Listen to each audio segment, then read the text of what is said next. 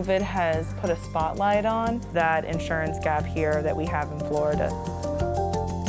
Regulations are very light here in Miami. A lot of people die, but that's part of what the virus is. It's like something you can't avoid.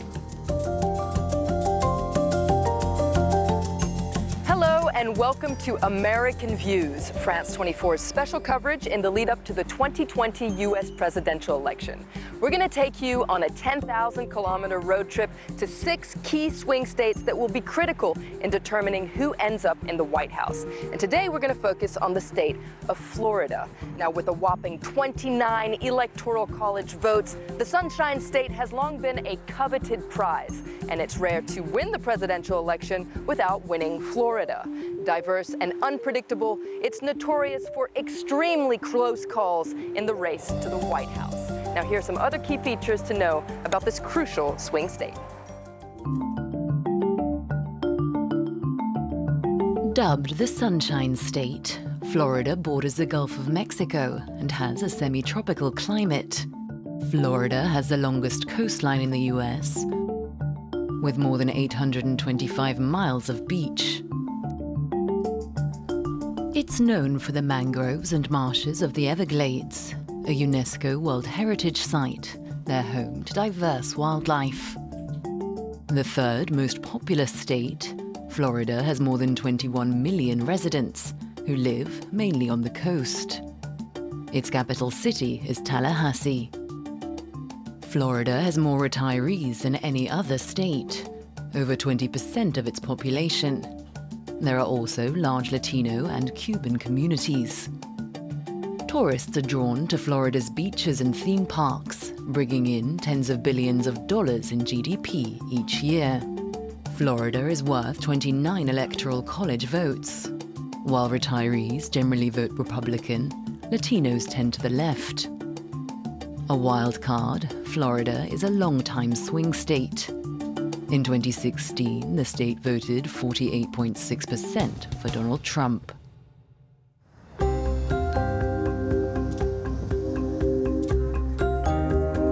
It's hard to overstate the importance of the coronavirus pandemic in this presidential election. Remember, the United States continues to top the list of countries with the most cases, and it's the topic on everyone's mind, like here in Miami, Florida. Regulations are very light here in Miami compared to in other countries and even in other states in the U.S.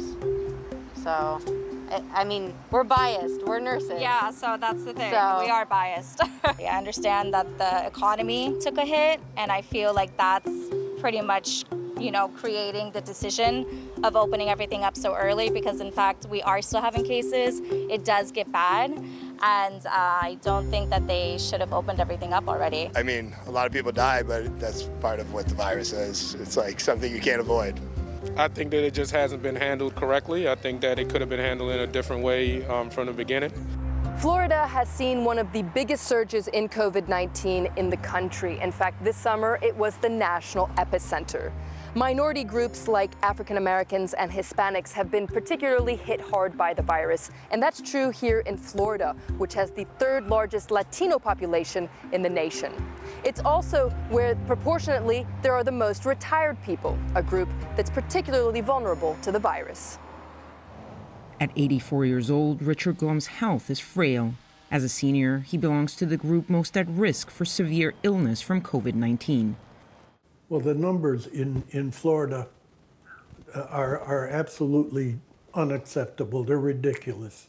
I think that there are a lot of us Republicans that are frustrated with Mr. Trump.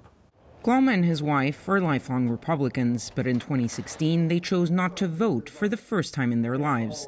This time around, they've decided to support the Democratic candidate. They're worried about the government's handling of the coronavirus, especially in their state, Florida, which has the third highest number of cases in the country. When you get sick, at our age, we both have medical problems, that our survival rate would probably not be too good, and we'd also be endangering any of the family, any of the children, if they decided they needed to help us. The pandemic has brought the question of access to health care at the forefront of the presidential campaign. Democratic activists like Barbara Grimm are trying to get voters to the polls with a special focus on health care. Is health care something that's important to you? Very important. What do you think about what's happening right now with the Supreme Court and the Trump and Republican administration trying to destroy the Affordable Care Act? They're just ridiculous because they would leave over 30 million people without access to health care. The U.S. does not have universal health care, and many Americans rely on private insurance plans that are often expensive. In 2010, then-President Barack Obama passed the Affordable Care Act, which mandated every American to sign up for basic health coverage. But the Trump administration struck down the mandate, and Florida is now trying to throw out the law altogether. With Obamacare, people were able to get preventative care so that they didn't have to go to the emergency room and didn't have to suffer permanent physical ailments. The Republicans whittled away at the Affordable Care Act to where it's been very hard for people to afford. The COVID crisis has only made matters worse. Since March, unemployment rates have skyrocketed, and for many Americans, losing their job has also meant losing their health care plan. That has left about 30 million people without any form of medical coverage. So to help those in need, this health clinic in Orlando is providing free medical services, though most appointments are still taking place online because of the pandemic. Now more than ever, we're seeing a new wave of patients coming in, folks who had those amazing jobs, really stable jobs the year before, now have lost that, and they've lost, honestly, a way to find health care. COVID has kind of put a spotlight on that insurance gap here that we have in Florida. Hospital costs in the U.S. average nearly $4,000 a day. That's about 5 times more than in France. The U.S. spends more than 17% of its GDP on healthcare, more than any other developed country. Yet studies show tens of thousands of Americans die each year because they don't have access to health insurance.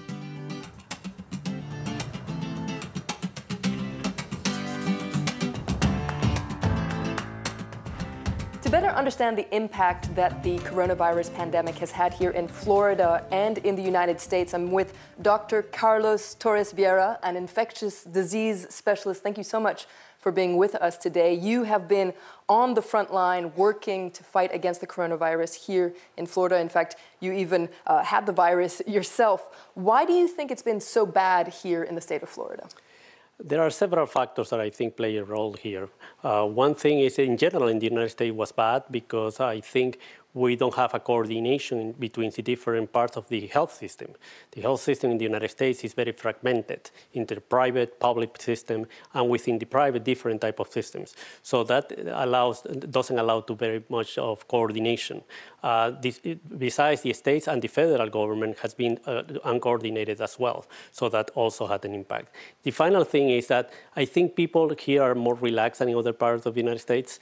We are more, a lot of a Latin population. We tend to be more family reunions and do those kind of things and comply less with the recommendations of social distancing and use of the mask, etc. You mentioned the Latin population here in Florida.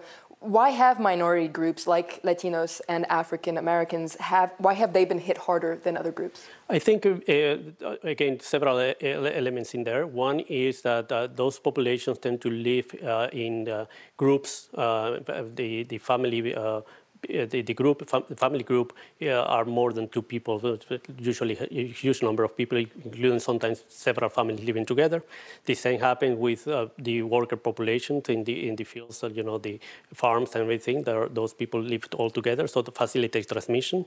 And the other thing is that this population, usually the field of work of this population doesn't allow them to work from home, so they were more exposed all the time. And the pandemic has come amid a broader, heated debate about affordable health care here in the United States. Do you think the pandemic has exposed flaws in the system? Obviously. has exposed the lack of coordination between the public system and even the private system.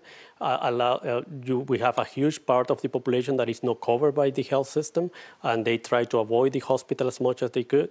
It's also very difficult to follow them once they get to the hospital and they are released. So all those elements obviously are playing a big role in controlling this pandemic. It's very fragmented, as I said.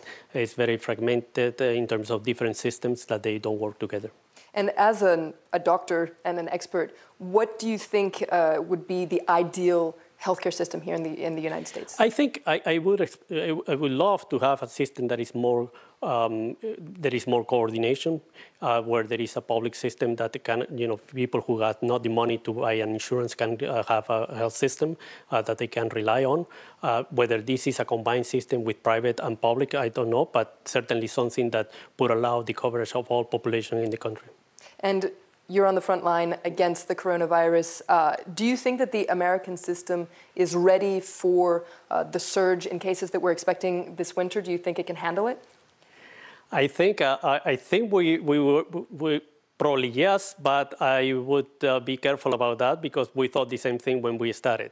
I think we are prepared in terms of the medical preparation, in terms of instruments, in terms of equipment, the labs, etc.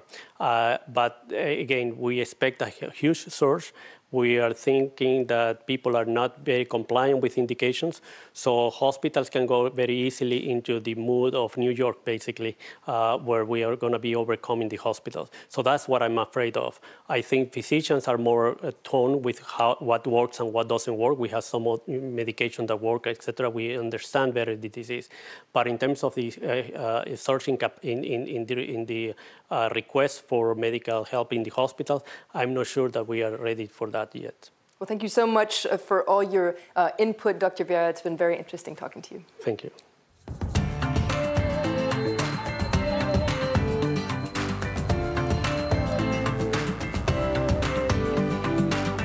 U.S. President Donald Trump has drawn fire for his handling of the coronavirus pandemic nationally.